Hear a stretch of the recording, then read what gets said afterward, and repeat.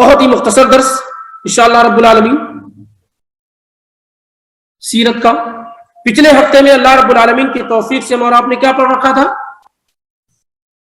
کہ جب یہ آیت نازل ہوئی وَأَنذِرْ عَشِيرَتَكَ الْأَقْرَبِينَ، آپ اپنے سب سے قریبی لوگوں کو ڈرائیں. تو اللہ تعالیٰ نے کیا کہ اللہ کے نبی صلی اللہ علیہ وسلم نے اپنے خاندان والوں کو اکٹھا اور جمع کیا اور انہیں واضح طور پر اللہ تعالیٰ کا پیغام پہنچا دیا. اب ظاہر سی بات ہے اس پیغام کا جو اثر ہوا کہ اب تک معاملہ ڈھکا اور چھپا ہوا تھا. نبی علیہ الصلوۃ والسلام نے پہلی دفعہ ایسا کیا کہ لوگوں کو اکٹھا اور جمع کر کے توحید کی بات کی اور شرک سے لوگوں کو منع کیا. ورنہ اب تک کیا ہو رہا تھا کہ چھپے انداز میں ایک ایک آدمی کو ایک ساتھ اس طرح سے گفتگو کی جا رہی تھی. اب یہ صورتحال ہو جانے کے بعد آپ صلی اللہ علیہ وآلہ وسلم کے خاندان والوں نے، اور مزید یہ کہ اس کے بعد ایک دوسری آیت سورہ نحل کی آیت نازل ہو گئی سورہ حجر کی کہ فَاصْدَعْ بِمَا تُؤْمَرُ وَأَعْرِضْ عَنِ الْمُشْرِكِينَ. اس آیت کے نزول کے بعد کہ آپ کو جو حکم دیا گیا ہے آپ اسے کریے اور مشرکوں سے منہ موڑ لیجیے. یعنی جو توحید کا جو پیغام آپ کو جو ذمہ داری دی گئی اسے پہنچائیے، شرک کی خباثت کو غلاظت کو بیان کرنا شروع کیجیے اور کسی مشرک وغیرہ کی پرواہ کرنے کی کوئی ضرورت نہیں ہے. تو یہاں سے اب معاملہ بالکل بدل گیا. صورتحال کیا ہے؟ بدل گئی. اللہ کا حکم جب ہوا تو اللہ کے پیغمبر صلی اللہ علیہ وسلم نے تمام طرح کی مصلحتوں کو چھوڑ دیا اور اس حکم کے آ جانے کے بعد اب آپ نے دعوت کو کھلم کھلا اور اعلانیہ طور پر لوگوں کے سامنے پھیلانا شروع کر دیا. اور اتنا ہی نہیں، کیونکہ اللہ تعالی میں خوبیاں ثابت کرنے کے لیے دوسرے جو اللہ کے علاوہ جن کو معبود بنایا گیا ہے ان کی کمیوں کو بیان کرنا ضروری. یاد رکھیے، صرف یہ کہ کسی کی خوبیوں کو بیان کریں کمیوں کو نہیں بیان کریں گے اس کے تو معاملہ واضح نہیں ہوگا. الاشیاء تتبین بضدها، چیزیں اپنے مخالف چیزوں سے پہچانی جاتی. جب ہم یہ کہیں گے کہ اللہ ہی عبادت کے لائق ہے فلاں کیوں نہیں ہے تو بیان کرنا پڑے گا اس میں کمزوری کیا ہے، اس میں عیب کیا ہے، اس میں نقص اور کمی کیا ہے. اسی لیے ابراہیم علیہ السلام نے کہا معاملہ تو بڑا عجیب ہے، جس کو اپنے ہاتھوں سے بناتے ہو تراشتے ہو اسی کی عبادت کرتے ہو، اور اسی لیے سارے بتوں کو توڑ کر کے بڑے والے بت کے اس میں کلاڑی لٹکا اور کہا کہ اپنے بڑے بت سے پوچھ لو اگر وہ بولتا ہے تو. اور نبی علیہ السلام کو جب قوت اور طاقت ملی تو آپ نے کعبہ کے اندر جو بت پڑے ہوئے تھے ساروں کو توڑوا دیا اور بڑے بڑے صحابہ کو آپ نے بھیجا توڑنے کے لیے. اتنا ہی نہیں بلکہ ان چیزوں کو مٹانے کے لیے سختی کی ضرورت ہوتی. قبروں کو برابر کرانے کا حکم دیا. علی رضی اللہ تعالیٰ عنہ کو بھیجا کہ کوئی بھی قبر ایک بارش سے اونچی نظر آئے، وہ کسی امیر کی ہو، فقیر کی ہو، کسی کی ہو، برابر کر دو اس کو. اور کسی بھی جانور کے گلے میں کوئی کڑا چھلا نظر آئے اس کو کاٹ دو. اور پھر یہی حکم علی رضی اللہ تعالیٰ عنہ نے ابو الحیاج الاسدی کو دیا.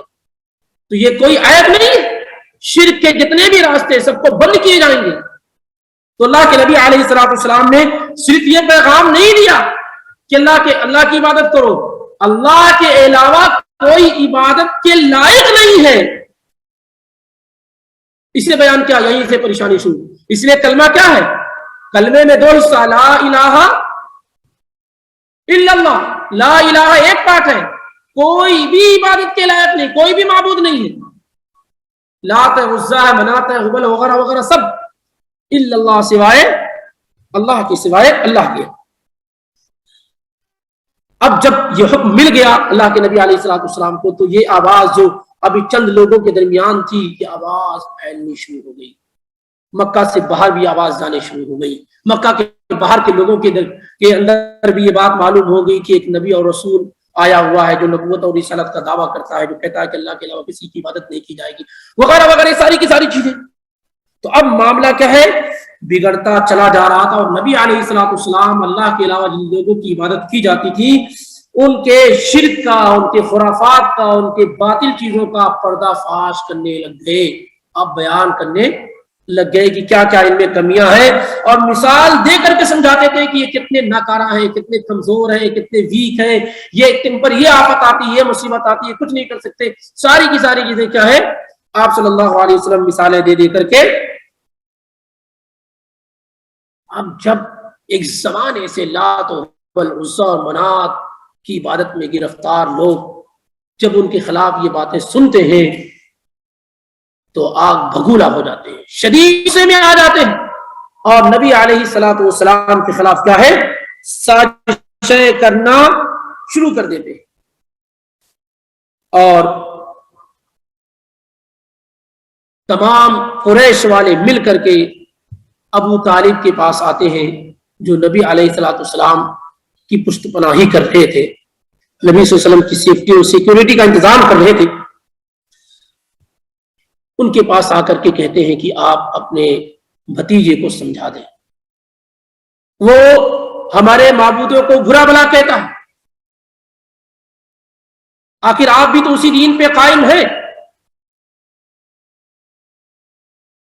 اس وقت ابو طالب نے انہیں خاموش کرا کر کے بھیج دیا اور کوئی اہم بات نہ ہو پائی، لیکن معاملہ یہ ہوا ان کے سامنے کہ حج کا وقت قریب آ رہا تھا، اب حاجی دنیا کے مختلف علاقوں سے آتے ہیں، اگر محمد الرسول اللہ صلی اللہ علیہ وسلم ایسے ہی اپنی دعوت کو پھیلاتے رہے تو کہیں ایسا نہ ہو کہ باہر سے آنے والے لوگ ان کی دعوت سے متاثر ہو جائیں اور اسلام میں داخل ہو جائیں، اور وہ یقینی طور پہ جانتے تھے کہ آپ ایسا کرنے والے ہیں۔ پھر لوگوں نے کیا ہے میٹنگ رکھی، مجلس اکٹھا کی، جمع کی، اور ولید بن مغیرہ اس مجلس کی سربراہی کر رہا تھا، اور یہ ہوا کہ کس طریقے سے کیا کہیں گے نبی علیہ السلام کے متعلق کہ لوگوں کو خاموش کرایا جا سکے، لوگوں کو بتایا جا سکے کہ ان کی بات نہیں سننی، کیونکہ کوئی ریزن تو دینا ہی ہوگا۔ نبی صلی اللہ علیہ وسلم کی باتوں میں جو سچائی ہے، جو شفافیت ہے، جو انسانیت ہے، جو لوگوں کو متاثر کرنے والی ہے، باہر کے لوگ جب آئیں گے اور پورا جسم صرافہ، جسم شرافت کا پتلا ہے، مجسمہ ہے، گفتگو میں اتنی پیاری گفتگو ہے تو لوگ تو متاثر ہو ہی جائیں گے۔ تو کیا ایکسکیوز دیا جائے گا نبی صلی اللہ علیہ وسلم کے بارے میں، کیا کہا جائے گا لوگوں کو روکنے کے لیے؟ ولید بن مغیرہ نے کہا کہ ہر آدمی اپنی اپنی رائے دے۔ کسی نے کہا کہ کہیں گے کہ یہ جھوٹے ہیں، کسی نے کہا کہ کہیں گے کہ یہ جادوگر ہیں، کسی نے کہا کہیں گے کہ یہ پاگل اور دیوانہ ہے، کسی نے کہا کہ کہیں گے یہ شاعر ہے، اور سب یہ کہنے کے بعد کہتے تھے کہ کیسے اس کو شاعر کہیں گے، ہم نے تو شاعروں کا کلام سنا، اس میں شاعرانہ کوئی کلام ہے ہی نہیں، مجنون اور دیوانہ اور پاگل کیسے کہیں گے؟ اتنی عقل مندی کرنے والے شخص کو اگر ہم یہ کہیں گے شروع کر دیں گے، جھوٹا نہیں کہہ سکتے، ساری کی ساری چیزیں آپس میں پریشان ہیں، کسی بات پہ اتفاق نہیں ہو رہا ہے۔ ولید بن مغیرہ نے کہا کہ چلو اس تمام باتوں میں سب سے قریب بات یہ ہے کہ ہم اس کو کیا کہہ دیں گے، جادوگر کہہ دیں گے، اور یہ اپنے جادو کے ذریعے سے ماں بیٹے میں، رشتہ داروں میں، خاندانوں میں کیا ہے جدائی اور نفرت پیدا کر رہا ہے۔ اس مشن کے لیے قریش کے لوگ اور تمام لوگوں کو ریڈی اور تیار کر دیا گیا کہ جہاں جہاں اللہ کے پیغمبر جائیں گے ہم جن کو سمجھائیں گے، ہم ان کو دوبارہ ایسے بتائیں گے ان کی باتیں نہیں سننا۔ تو اس طریقے سے تمام راستوں پر قریش کے لوگ کیا ہے متعین ہو گئے۔ اللہ کے نبی صلی اللہ علیہ وسلم واقعی طور پہ ایسا ہی ہوا کہ جیسے جیسے حجاج آتے گئے اللہ کے نبی علیہ الصلوۃ والسلام ان پر اللہ رب العالمین کا پیغام پیش کرتے چلے گئے. اور ابو لہب جو ٹہلتا اور گھومتا رہتا, پورا مشن اس کا یہ تھا کہ نبی صلی اللہ علیہ وسلم کی دعوت کو کیسے روکا جائے. وہ کہتا کہ دیکھو اس کی باتیں نہیں سن رہے جادوگر, یہ ایسا ہے ویسا ہے.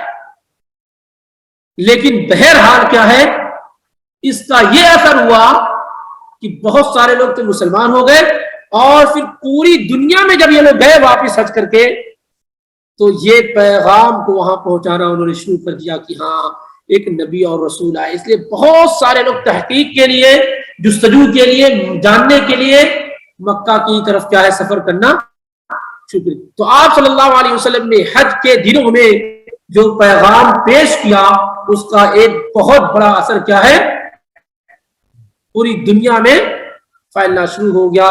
اسی لیے یہ حد سے زیادہ کیا ہے پریشان ہو گئے, اور آپ کے خلاف مختلف قسم کے حربے استعمال کرنے ان لوگوں نے شروع کر دی, جس کا ذکر ایک ایک کر کے انشاءاللہ رب العالمین آپ کے سامنے آئے گا کہ کس کس طریقے سے انہوں نے نبی علیہ الصلوۃ والسلام کے خلاف سازشیں کرنی شروع کی, کس طریقے سے آپ کو تکلیف پہنچانی شروع کی, اہل ایمان کے ساتھ یہ کیا کرتے تھے. نتیجہ یہ ہوا کہ وہاں سے اہل مکہ کو, یعنی جو مسلمان ہو چکے تھے, مائگریشن کا اور ہجرت کا حکم دیا جانا پڑا, جو انشاءاللہ رب العالمین آئندہ دنوں میں آپ کے سامنے پیش کیا جائے گا باذن اللہ. اور اس طریقے سے یہ آج کا درس مکمل ہوا. اور درس میں پچھلے درس میں سے جو سوالات تیار کیے گئے تھے, بنائے گئے تھے, ان میں تقریباً 30 سے زیادہ لوگوں نے شرکت کی عشاء تک, عشاء کی اذان تک. اور کچھ لوگ وہ ہیں جنہوں نے پورا نمبر حاصل کیا, ان میں سے 3 لوگوں کا سلیکشن اور انتخاب کیا گیا ہے. ان میں پہلا نام ہے حسن, ان کے پورے نمبر آئے ہوئے ہیں, اگر وہ موجود ہے تو اپنا انعام آ کر لے جائیں. حسن. اسی طریقے سے محمد ریان, انہوں نے بھی پورا نمبر حاصل کیا ہے, اگر وہ ہے موجود ہے تو آ کر کے کتاب لے جائیں. اسی طریقے سے تیسرے ہے آمینہ بیگم, اگر ان کی جانب سے کوئی موجود, آمینہ بیگم اگر ان کی جانب سے کوئی موجود ہے تو ان کا انعام لے جائے وہ. اور حسن یہ بھی نہیں ہے. حسن اچھا, چوتھا نام ہے مناف صاحب کا, مناف قرآنی ایسے کر کے کچھ نام ہے, موجود ہے کیا؟ نہیں ہے. چلیے بہرحال یہ 4 لوگ تھے جن کے پورے نمبر آئے تھے, اور اب تک یہی محسوس ہو رہا ہے کہ سننے کی زحمت نہیں کی جاتی ہے, اور جب تک سنیں گے نہیں, سوالات کیا ہے بہت ہی ایزی اور آسان ہوتے ہیں, بہت ایزی اور آسان, لیکن اس کو حل تو نہیں کر پاتے ہیں, کیونکہ آپ نے نہ درس یہاں سنا ہوتا ہے, نہ بعد میں آپ نے سننے کی زحمت کی ہوتی ہے. اسی لیے ایک سوال پوچھا گیا تھا, بہت مشہور سوال, کہ آیت نمبر 73 اور 74, 72 اور 73 میں, 72 اور 73 میں جو ذکر ہے کہ مقتول آدمی زندہ ہو گیا تھا, کیسے زندہ ہوا تھا؟ وہ 2 آپشن تھا, موسیٰ علیہ السلام نے دعا کی اور وہ زندہ ہو گیا.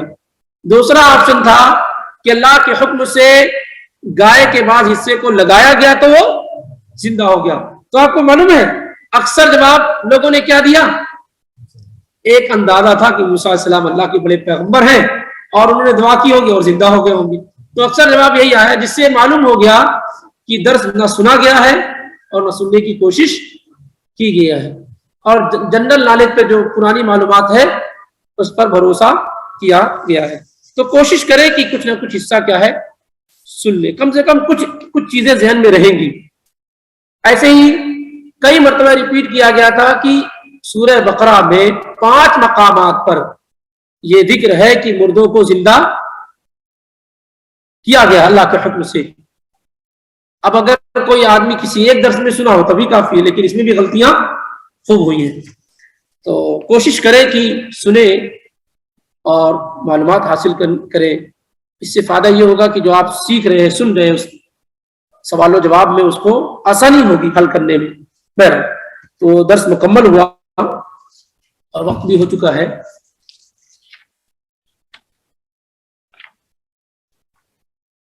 کوئی اہم سوال ہے کیا کسی کے پاس؟ ٹھیک ہے، پھر ملاقات کرتے ہیں. سبحانک اللہم و بحمدک، اشہد ان لا الہ الا انت، استغفرک و اتوب الیک. السلام علیکم ورحمۃ اللہ وبرکاتہ.